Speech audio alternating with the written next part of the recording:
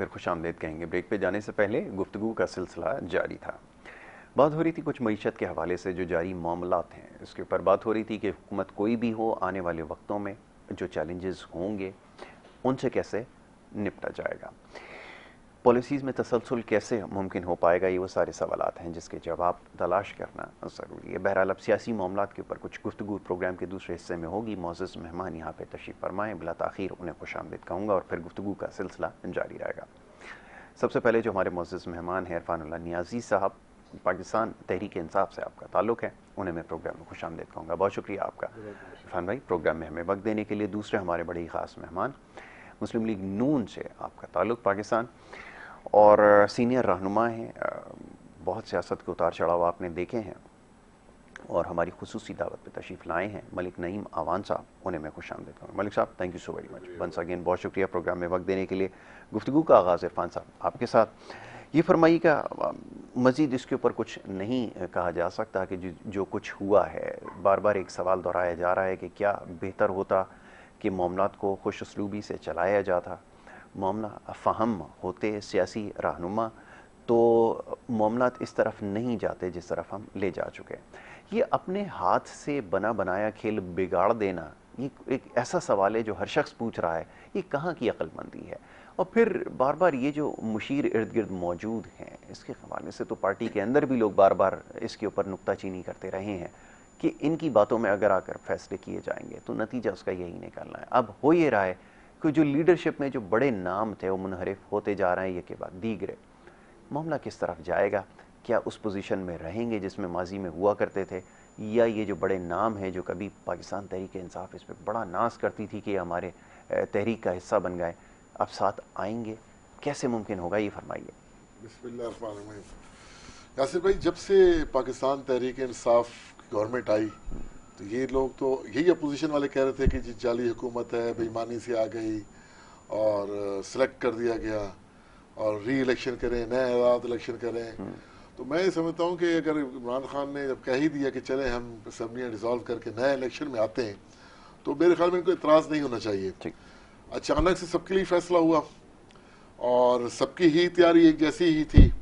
ये भी जल्द से जुलूस कर रहे थे, पाकिस्तान तहरीक इंसाफ वाले भी कर रहे थे, अवाम में मतलब जो है कि तमाम लोग इन थे।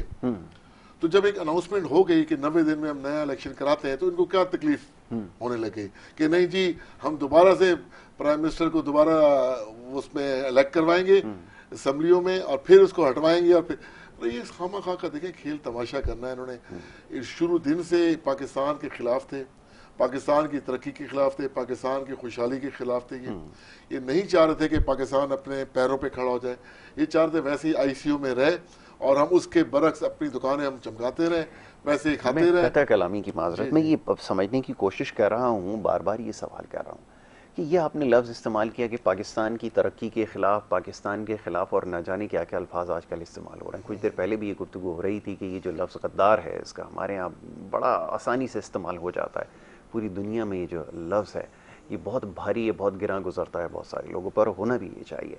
तो ये क्यों इस चीज़ का तयन कर लिया गया कि ये जो कुछ कर रहे हैं, जो कुछ फैसले हुकूमत के ख़िलाफ़ हैं, उनकी पॉलिसीज़ के ख़िलाफ़ हैं, वो मुल्क के भी ख़िलाफ़ हैं, वो मुल्क की सलामती के भी खिलाफ हैं, ये क्यों इतने जल्दी डिटर्मिन कर लिया गया, कैसे इस चीज़ का फैसला हो गया, ये बताइए। फैसला ऐसे हुआ कि जब नेशनल सिक्योरिटी काउंसिल में जब बैठे सारे तो उसमें तो चीज़ सामने हो गई। उन्होंने कहा कि बिल्कुल ये जो हमें बाहर के उस पर अगर हमें धमकी मिली है तो ठीक नहीं मिली। और फिर हमारे ISPR से भी मैसेज आ गया कि जो नेशनल सिक्योरिटी का बयानी है वही पाक फौज का बयानी है। इसका मतलब कुछ तो बात है।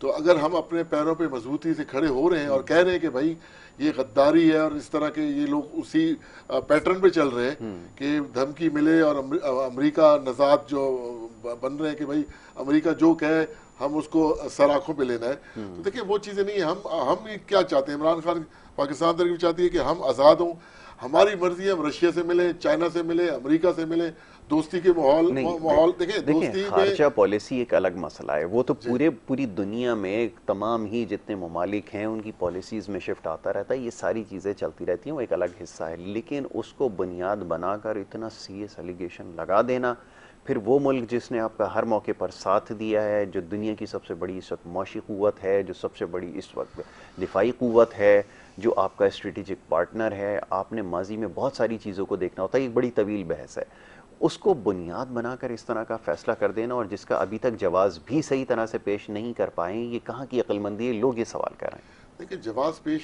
तो हमने कर दिया, नेशनल सिक्योरिटी काउंसिल ने भी कर दिया, अब वो केस चला गया सुप्रीम कोर्ट ने, अब मामलात हमारी आज़ाद अदलिया जो है उसके ऊपर आ गया, वो सारी चीज़ को देख रहे हैं और मैं समझता हूँ कि फैसला पाकिस्तान के हक में ही आना है। पाकिस्तान जो मतलब इमरान खान ने किया, ये जो पार्लियामेंट में हो, ये पाकिस्तान के हक में है फैसला, आप क्या समझते हैं? दिल पे हाथ रखकर बताएं सर। देखिए, मैं ये जो एक चीज हुई, अगर ये आर्टिकल 5 लग रहा है तो फिर तो बाकी किसी चीज की जरूरत ही नहीं होती ना। फिर तो हमें बिल्कुल या तो हम बिल्कुल ही आंखें बंद कर लें कि जो कहते हैं वही करते रहे, आजादी का नाम ही ना लें कि हम आजाद मुल्क हैं या आजाद अपने आजाद हैसियत से चलना है, वो चीजें हम छोड़ दें। फिर तो एक तरफ तो चलना पड़ेगा हमें। देखें, आज़ादी के लिए, गैरत के लिए ना बड़ी मुश्किलात आएंगी और मुश्किलात बर्दाश्त करनी पड़ेंगी। ठीक है, तो ये एक आज़ादी और ख़ुद मुख्तारी के लिए जो है कि इंतहाई कदम उठाया गया। मलिक साहब से भी ज़रा उनकी राय ले लेते हो। मलिक साहब, अपोजिशन तो यकीनन नाला होगी और ये समझने से कासिर होगी। मैं तो क्योंकि न्यूट्रल ख़ुद को तसव्वुर करता हूँ और मुझे होना भी चाहिए, तो मैं भी इस वक्त समझने से कासिर हूँ। ये जो सारी बातें इन्होंने की हैं, यकीनन मुत्तफ़िक आप नहीं होंगे, लेकिन क्या ये जवाज़ बनाया जा सकता है? और ये एक, और लोग ये जानना चाहते हैं कि अगर ये सारे मामलात थे तो अपोजिशन इन मामलात को इसी तरह चलने देती। जैसे जरदारी साहब ने फ्लोर ऑफ द हाउस ये फरमाया था कि जनाब अपने वज़न से खुद गिर जाते हैं, तो ये तो शिकस्त के बड़े करीब थे। तो ये सब कुछ जो हुआ है, इसकी जिम्मेदारी किस पे आयद होगी, ये ज़रा फरमाइए। शुक्रिया यासर साहब, बिस्मिल्लाहिर्रहमानिर्रहीम। देखिए, बात ये है कि बात समझने की है और अगर बंदा उसको ना समझे तो फिर कुछ भी नहीं है ना, फिर ज़ीरो है उसमें जो है कि एक्चुअल मसला ये है कि हमेशा ग्राउंड रियलिटीज़ खुद बताती हैं कि हालात किस तरफ जा रहे हैं और कहाँ क्या साजिश हो रही है सारी इसमें ना। तो बात अगर साजिश की हो रही है तो साजिश तो पाकिस्तान के ख़िलाफ़ उस वक्त हुई थी जिस वक्त पनामा पेपर निकला था, इस वजह से कि पाकिस्तान के अंदर जब फुल फ्लैश तरीके से चाइना ने इन्वेस्टमेंट अपनी जारी रखी हुई थी और पाकिस्तान की डेवलपमेंट जो है बहुत पीक पे थी। पाकिस्तान का कम्युनिकेशन सिस्टम जो है वो पहले से बहुत बेहतरीन प्लानिंग में आ चुका था और तकरीबन 2200 किलोमीटर जो है वो रोड्स तैयार हो गई थी, मोटरवेज। वो सिर्फ और सिर्फ वो इस वजह से हुई थी कि आपके ट्रेड को फ़रोग़ देने के लिए, जो कि दुनिया में जो चाइना ने अपनी मंडी बना ली दुनिया को, वो दुनिया उन मंडियों तक रसाई के लिए पाकिस्तान से होके और सीधा निकलना था, ठीक है कि नहीं। अब पाकिस्तान खुशहाली की तरफ जाना था कि पाकिस्तान का हर बंदा तकरीबन खुशहाल होता। जाहिर सी बात है, लाखों के हिसाब से प्रोडक्ट्स हैं यहाँ आती तो हर बंदा उसके मुस्तफ़ीद होता है, यहाँ से दुनिया में आगे सारा सिलसिला जाता। तो साजिश तो वो बहुत बड़ी साजिश थी उस वक्त के पाकिस्तान को तरक्की के रास्ते से रोका गया उसको, ठीक है कि नहीं। और फिर चाइनीज़ प्रेसिडेंट ने जिस वक्त पाकिस्तान में आना था और उसका दौरा बहुत अहम दौरा था कि उसने यहाँ पर आके अनाउंसमेंट करनी थी कि जो जो इंडस्ट्रीज़ वहाँ से यहाँ शिफ्ट करनी थी, उन्होंने इमरजेंसी बेसिस के ऊपर जो उन्होंने मोटरवे जो बनाया है और मोटरवे पे जो इन्वेस्टमेंट चाइना ने की है उसके राइट लेफ्ट जो इंडस्ट्रीज लगनी थी, वो प्लान वगैरह वो स्ट्रेटेजी सारी डिस्क्लोज होनी थी, ठीक है कि नहीं। एक बहुत माशी रेवोल्यूशन आना था पाकिस्तान के अंदर। तो एक बहुत बड़ी इंटरनेशनली साजिश हुई और पनामा पेपर सामने आया और पनामा पेपर्स के लिए टूल के तौर पे उन्होंने खान साहब को इस्तेमाल किया। खान साहब इस्तेमाल हुए और खान साहब के साथ लाशाऊरी कुछ लोग थे जिन्होंने मतलब है कि इसका हिस्सा बने और आप की वो तरक्की वहीं की वहीं आपकी स्टॉप होगी। चाइना रिवर्स हो गया, वो चाइना कॉरिडोर जिसका हम ख्वाब देख रहे थे वो ख्वाब का ख्वाब ही रह गया सारा उसमें ना।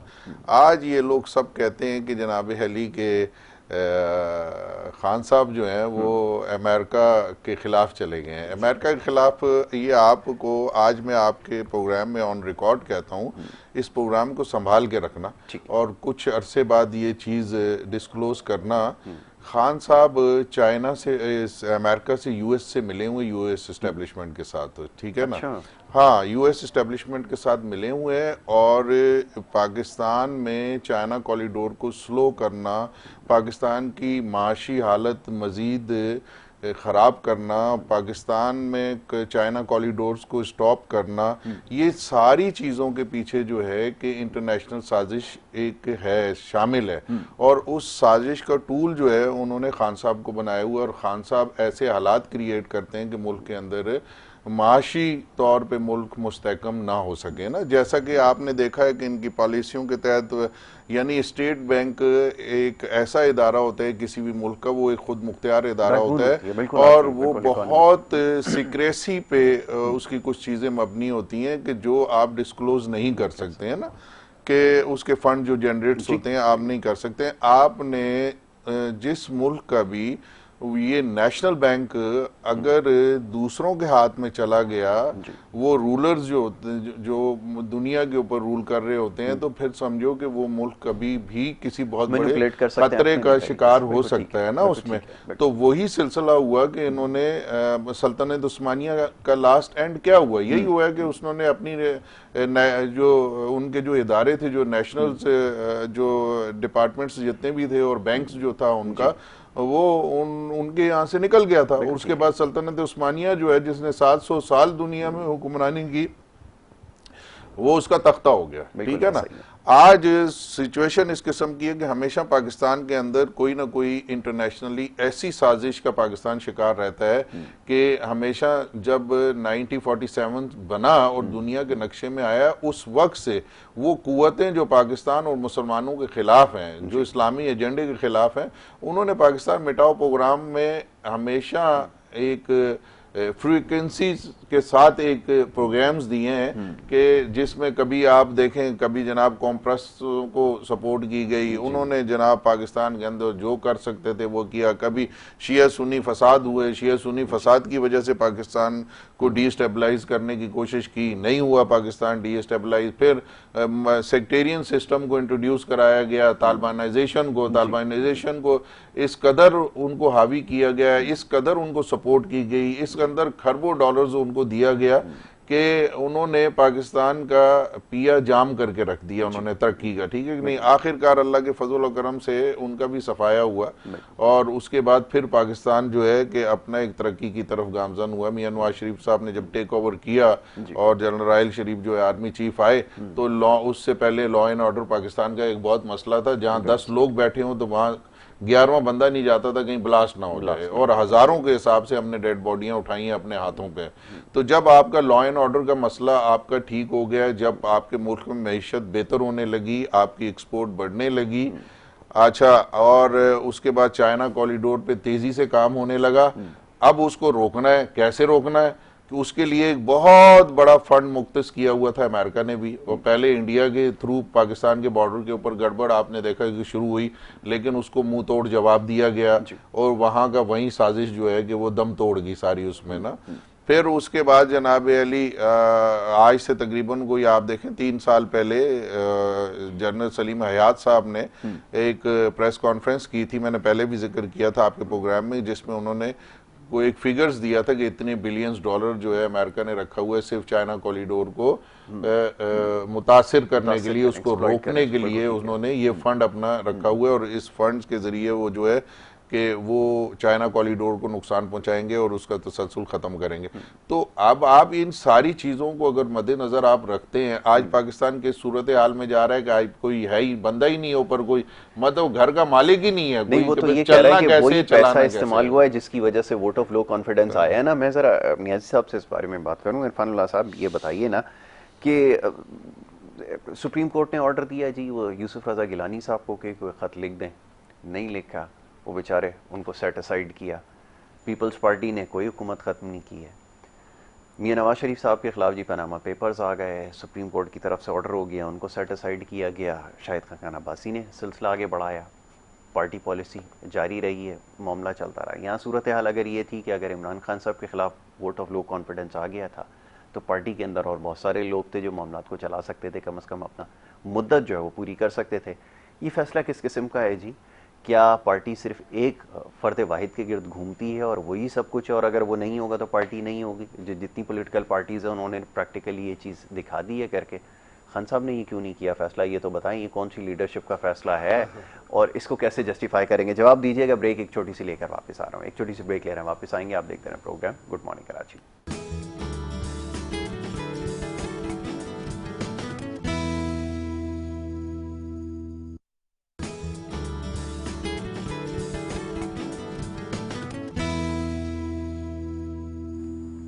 ब्रेक से वापस आ गए थी, प्रोग्राम का सिलसिला जारी है। ब्रेक पे जाने से पहले गुफ्तगू हो रही थी कुछ सियासी मामलात के ऊपर। इरफान अल्लाह नियाज़ी साहब तशरीफ फरमाएं पाकिस्तान तहरीक इंसाफ से। जी जवाब दीजिए। सवाल बड़ा अच्छा भी किया, और वो देखिए उस वक्त की जो गवर्नमेंट थी ना, वो उनको अवाम पे एतमाद नहीं था।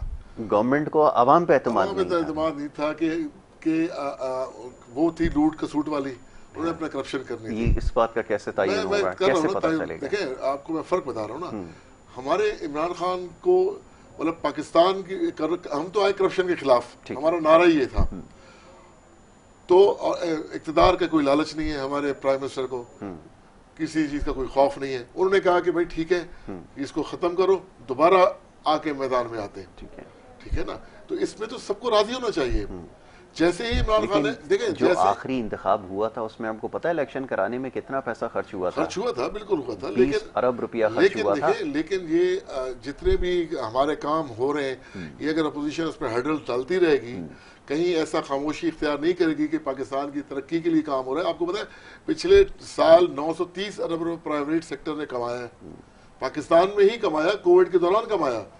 तो मैं ये समझता हूँ कि ये किस चीज से जोड़ा जा रहा है वैसे? ये मैं हुकूमत की पॉलिसी से बिल्कुल। अब जो हमने पॉलिसी दी, जो हमने कोरोना के बाद जो हमने अपना स्मार्ट लॉकडाउन दिया, जो एहसास प्रोग्राम चलाया, यकीन कीजिए कि खालिसतन अल्लाह की रहमत है। वो बहुत सारी चीजें ऐसी हैं जो फायदा पहुंचा रही हैं, इस पे हाथ उठाकर दुआ करना चाहिए। पूरी कौम को इसका क्रेडिट नहीं लेना चाहिए, अल्लाह का शुक्र अदा करना चाहिए। मैं अगर आदाद शुमारियां देना शुरू करूं ना इरफान भाई, तो मेरी बात चलती रहेगी। इमरान खान को है ये तो मैं मानते कि अल्लाह ताला की खास करम होता है उनके उसके साथ। आज भी देखें इतना मुश्किल हालात में एक पूरे हमारे जो लोटे थे वो उस तरफ हो गए, और आज भी गेंद पाकिस्तान तहरीक इंसाफ के हाथ में है। आप देख लें उसी तरह हमारी गवर्नमेंट खत्म हो गई, लेकिन हमारा जो वर्कर है। मेरा सवाल ये नहीं है ना, सवाल तो ये है कि मियां साहब के खिलाफ एक ग्लोबल एक वो हुआ ना कि साजिश कहें या जो भी कहें, चीजें सरफेस तो हुई ना। लेकिन मियां साहब ने जाते वक्त भी ये नहीं कहा कि कोई तीसरी ताकत मिलके या बाहर कोई दूसरा मुल्क मिलके मेरे खिलाफ साजिश कर रहा है। होगा ठीक है, साहब तो कहते थे मैं इस्तीफा नहीं दूंगा, मैं उससे इस्तीफे की डिमांड होती थी ना। खैर ये तो एक अलग बहस है ना। जवाब क्या बन रहा था? जवाब यही था कि भाई जवाब ये था मुल्क की क्या हालात। अदालत ने फैसला क्या दिया फिर? तो या तो ये देना चाहिए था। वो तो तनख्वाह के ऊपर एक बात घूम कर आई कि जनाब, चले मैं उसका दिफा नहीं करता कि वो तनख्वाह नहीं लीजिए, उसके ऊपर बुनियाद बनाकर सिटिंग प्राइम मिनिस्टर को सेटिसाइड कर दिया। तो वो मैदान में आते, उन्होंने कहा हम मैदान में नहीं आएंगे। मैदान में तो आए, लेकिन उसके बाद जो हुआ वो दुनिया ने देखा। जब टेनोवर पूरा हुआ उसके बाद क्या हुआ, पाकिस्तान तहरीक इंसाफ जीत के आ गई। तो मैं ये समझता हूँ कि आज भी हमारी गवर्नमेंट खत्म हुई है, और पूरा पाकिस्तान का तहरीक इंसाफ का वर्कर जो घरों में नाराज होकर भी बैठ गया था, या जो अवाम महंगाई का शोर डाल के अलाप रही थी कि महंगाई हो गई, उन्होंने हर चीज को एक तरफ रखा। और कुछ भी हो, पाकिस्तान के लिए इमरान खान जरूरत है, और जरूर इमरान खान को पाकिस्तान की आवाम की जरूरत है। ऊपर वाले क्यों नहीं समझ रहा है? सरवर चौधरी चला गया, वो अलीम खान चला गया, वो जनाब राजा रियाज ने साइड मार्क पकड़ ली, वो जनाब वो चला गया। तो ये फिल्टर होके कितने फिल्टर हो गए? बचा को कौन रह गया? एक शहबाज गिल रह गया, एक फवाद चौधरी रह गया। सरवर साहब 3.5 साल गवर्नरी के मजे लिए, उनको जब देखा कि यार ये तो गवर्नमेंट जा रही है। इसी तरह अलीम खान सीनियर चौधरी सरवर ने रिजाइन थोड़ी किया, वो तो पार्टी ने उसको साइड में किया। तो किया ना, तो वो इसलिए कि वो हम कुछ और कह रहे हैं, पार्टी पॉलिसी कुछ और कह रही है, वो कुछ और। अगर मजे लेने तो मियां साहब नहीं तो लेकर आए थे उनको, तो इंग्लैंड में रहते थे। अलीम खान को देख लें, अलीम खान 3.5 साल सीनियर वजीर बने रहे, अब जाके कहते जी मैं इसमें तो बड़ी गलतियां थी, बड़ी मसले थे। भाई पहले क्यों खामोश थे? पहले क्यों? ये सवाल मैं अलीम खान से जरूर करूंगा, आप कीजिएगा। तो मैं ये समझता हूँ कि इमरान खान को भी गलती का एहसास हुआ है कि वो अपने इंशाअल्लाह ताला आने वाले उसमें अपने नजरियाती वर्करों को, नजरियाती साथियों को प्रमोट करेंगे। उन्होंने कह दी चाहे हार जाए या जीत जाए। लेकिन मैं एक बात बताऊं, थोड़ी देर पहले भाई साहब ने बड़ी एक तमीद बांधी थी, मैं कहता हूँ अगर उसमें ये भी कह देते कि जी हमारा एक लीडर था, वो इलाज के बहाने 4 हफ्तों का कह के गया और अभी तक नहीं आ रहा और बाहर बैठा हुआ है। तो देखिए लीडरशिप यार, तो पाकिस्तान में मौजूद रहे, मैं अवाम में मौजूद रहे। मलिक साहब की तरफ आता हूँ, कल आपने देखा, फिर उस तरफ मलिक साहब ने कल आपने देखा कि कल एक खातून अचानक बाहर चली गई। ये तो अच्छा, अब रिस्पॉन्ड करने खातून बाहर चली गई भाई, खातून मैं उस बाहर तरफ चली आऊंगा ना, गई, उसको क्यों तो नहीं भाई रोका? खातून पे केस बनाए, खातून से हमारे साथ हमारा कोई थोड़ी ताल्लुक है केस तो अब बनेगा, तो बनाए, अभी तो जाहिर भाई बनाए, बनेगा। उसके बनाए, केस तो सिर्फ खातून के खिलाफ नहीं, पीछे और बड़ी लंबी लाइन है। इसकी बनी है, बनाए, अदालतें आजाद है, हमें कोई उसमें कोई हमारी कोई वो कोई लीडर तो थी नहीं, उसके लिए तैयार है ना जो केसेस हमारी पार्टी का बनेंगे, कोई जवाब भी देना पड़ेगा उसके लिए, पाकिस्तान तहरीक इंसाफ और इलेक्शन में जाते वक्त जवाब देना पड़ेगा, लोग सवाल करेंगे, जवाब देंगे। पाकिस्तान की आवाम तो खड़ी इमरान खान को कहती है इलेक्शन हो और 2 तारीख से हम इसको लेकर आए, ठीक है, चोरों डाकुओं को भगाएं। 2 चाहिए अक्सरियत की अभी भी उम्मीद लगा। यासिर भाई, मलिक साहब से यासिर रिस्पॉन्ड करें। भाई, मसला ये है कि आपने देखा होगा कि पूरी पार्टी 90% पीटीआई जो है वो इस हक में नहीं थी कि बोजदार को पंजाब में लगाया जाए या बोजदार को हटा के किसी कॉम्पिटेंट बंदे को यहाँ पे लगाया जाए। हलीम खान की आज ये बात कर रहे हैं, हलीम खान उस वक्त बुरा नहीं लग रहा था जिस वक्त अरबों रुपया पार्टी के ऊपर खर्च कर रहा था, जहांगीर तरीन और वो दोनों खर्च कर रहे थे। उस वक्त बहुत अच्छा था क्योंकि खान साहब को सब कुछ बाहर से ही चाहिए होता है सारा उनका, तो उस वक्त वो अच्छा था। अब सारी पार्टी को 90% नाराज करके और इवन यहाँ तक कि इदारों तक ने कहा कि पंजाब की सूरत हाल जो है वो बेहतर नहीं है, लेकिन क्या है कि एक बंदे को लगा के रखा था, वो किसके कहने के ऊपर लगा के रखा था ये सामने आ गया। अच्छा, वो उसको डील कौन, पहले तो डील मानिका साहब उसको कर रहे थे, उसके बाद जब वो मानिका और गुजर का जिस वक्त सामने स्कैंडल आया और सुप्रीम कोर्ट वाला, वो थोड़ी सी बैक पे हुए, उन्होंने आगे वक्ती तौर पे फराह खान को रखा। अब फराह खान ने जनाब अली सारी डीलें जितनी होती थी फराह खान करती थी। फराह खान का जिस वक्त चीज हलीम खान ने डिस्क्लोज किया, फराह खान उसी वक्त पहली फ्लाइट से उसको दुबई निकाल दिया गया, ठीक है कि नहीं। बात करप्शन की करते हैं, करप्शन तो इस गवर्नमेंट के दौरान में करप्शन का रेट इतना हाई हुआ है कि हमारी और आपकी सोच से भी बाहर है। एनएचए जो है जो किसी जमाने में 1% 1.5% लेता था, वो 4% पे काम करके उसने किया है, समझे। मुराजी सारे सामने है, आपका बाहर निकले और ठेकेदारों से जाके आप फुटेज लें, उनसे इंटरव्यू करें, आपको बताएंगे सारे उसमें, ठीक है।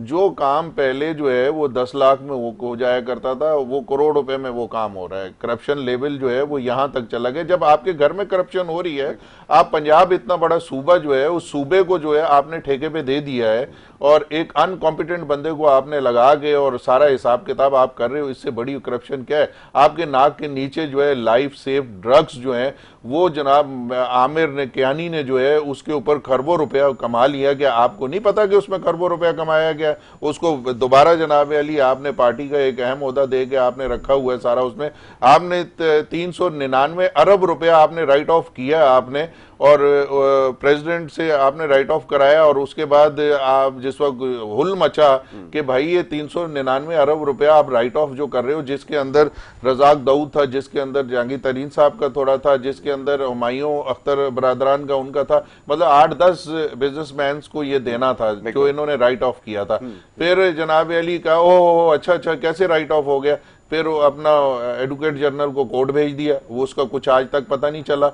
आपने मोहम्मद डैम जो दिया है, मोहम्मद डैम में आपने 100% आपने उसके रेट रिवाइज करके आपने दिए हैं। क्या वो करप्शन नहीं हुई है? क्या आपका क्या आटा चीनी पे करप्शन नहीं हो रही? क्या आप पेट्रोल पे करप्शन नहीं कर रहे? क्या आप डॉलर आज 186 रुपए 85 रुपए पे आपका पहुंच गया है, और उसकी वजह से आपका जो है कि अपना जो आपका देखा ना करंट अकाउंट जो डेफिसिट है वो 20 अरब पे आपका चला जाएगा, तिजारती खसारा आपका 5 अरब रुपए पे आपका चला जाएगा। आप कर क्या रहे हैं? आप जो है आप इस डॉलर को 225 रुपए पे आप लेके आ रहे हैं। मतलब है लोग क्राइम का रेट इस कदर बढ़ गया है कि स्ट्रीट क्राइम कोई बंदा अभी बाहर जो है कि वो खड़ा नहीं हो सकता रोड के ऊपर जनाब अली, उसको आगे गन दिखा के और जनाब उसको लूट लिया जाता है। कोई बंदा गाड़ी में बैठ के रोड के किनारे इंतजार नहीं कर सकता। आप मुल्क वापस उसी दहेज पे ले आए जहां नो गो एरियाज खत्म किए गए थे मुल्क के अंदर, और लोगों को अमनो अमान जो है कि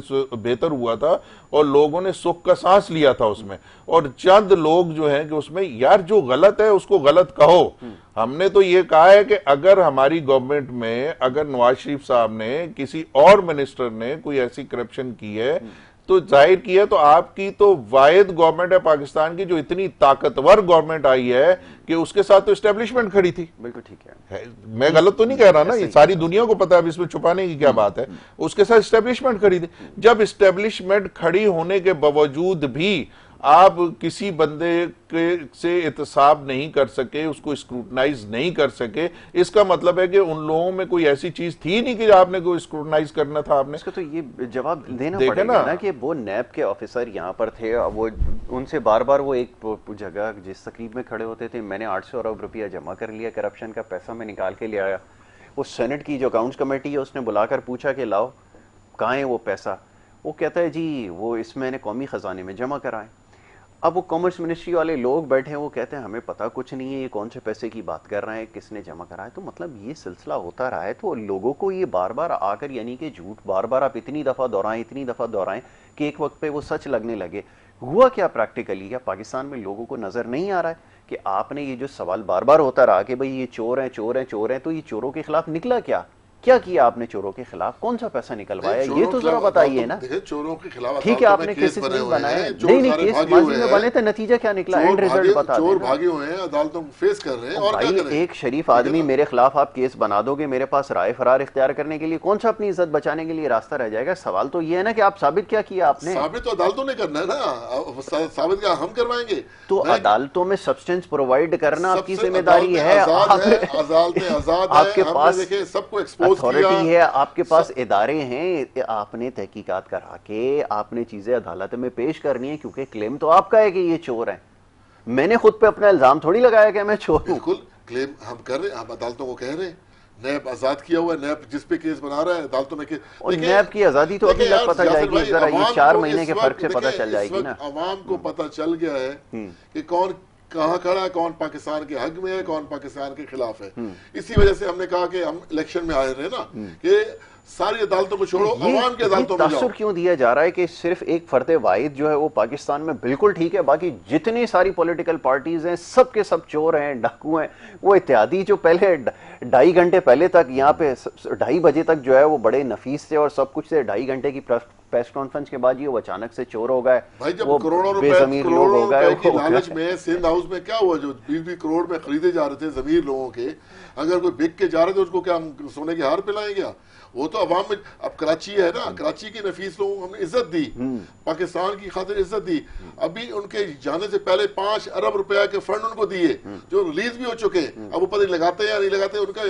हम तो आगे वाले, हम तो खुश हो रहे कि अच्छा है ये एक्सपोज हो गए कराची में, हम आगे वाले इंतकाम हो गए। सवाल वैसे आपसे होना है, 5 अरब के अगर आपने फंड उनको दिए ना तो किस कैपेसिटी में दिए, सवाल तो आपसे होगा इसका। 5 अरब का जो फंड दिया ना वो बिल्कुल ये जो तरक्याती फंड था उनको दिया, सियासी रिश्वत नहीं होगी, कोई सियासी रिश्वत थी, उनको वो दिया। उनके वो कहते थे कि हमारे MNAs हमारे इलाकों में काम रहते हैं, उसके लिए हमें फंड दिए जाए, फंड दिए गए उनको।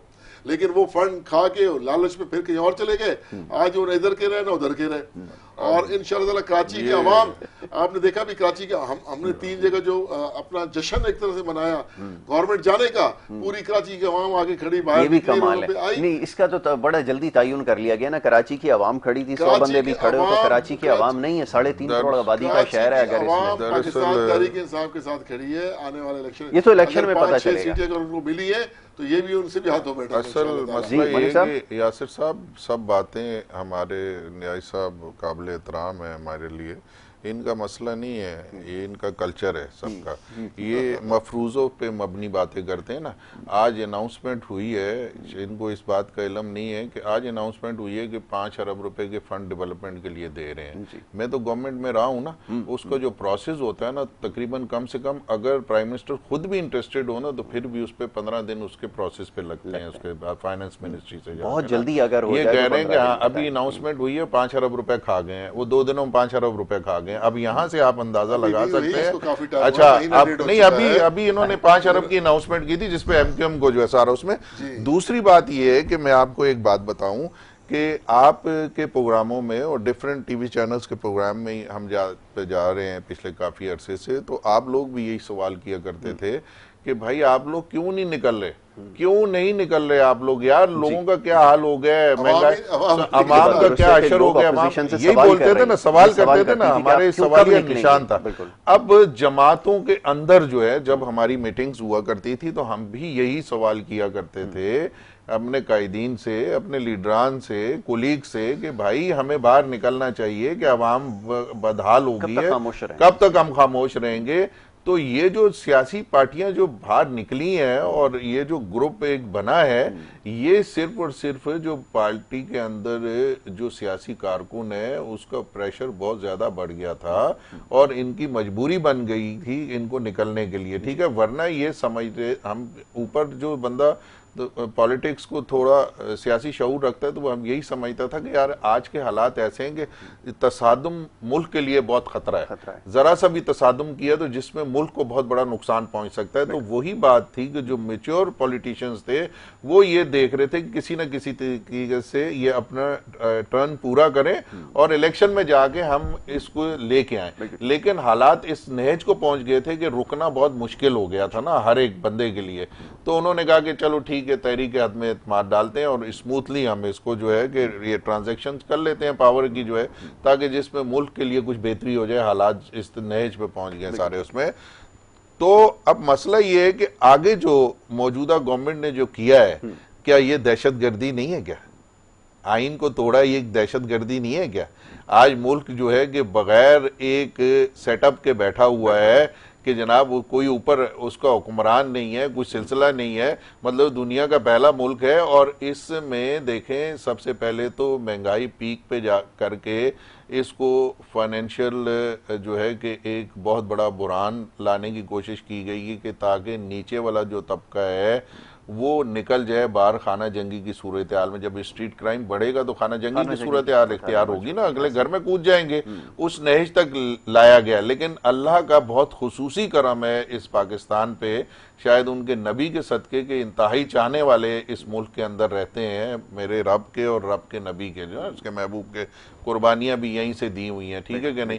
तो मेरा रब हमेशा जो है कि पाकिस्तान को ऐसी सूरत हाल से बाहर निकाल देता है ना, तो हम बच जाते हैं। वरना कसर कोई नहीं छोड़ी गई है, कसर यहां तक आ गई है आज। अच्छा आपका ये चैनल है, मैं दूर की बात छोड़ दें, आपका ये चैनल है ना, चैनल में आप पियन को अपने बुला लें, यहीं पे बुला लें, लाइव बुला लें और उसको कसम दे के पूछें कि बेटा किस तरह गुजारा हो रहा है तुम्हारा तनख्वाह में, यहीं पे आप सबके सामने, ताकि आवाम के सामने मीडिया वो आपको जो रो ना पड़े। तो फिर आप मुझे कहिएगा कि जनाब हाँ ये यार ये सूरत हाल है। जुमला अब ये जो बात इन्होंने कही है, मैं चलें इसको वो नहीं करता, लेकिन बात यही है, ये बात तो सही है कि हमने ये सवाल किया क्योंकि हमारे पास भी लोग सवालात भेजते थे कि ये अपोजिशन की क्या काम रह जाता है अगर वो महंगाई के खिलाफ सड़कों पर नहीं आएंगे, हम तैयार हैं निकलने के लिए।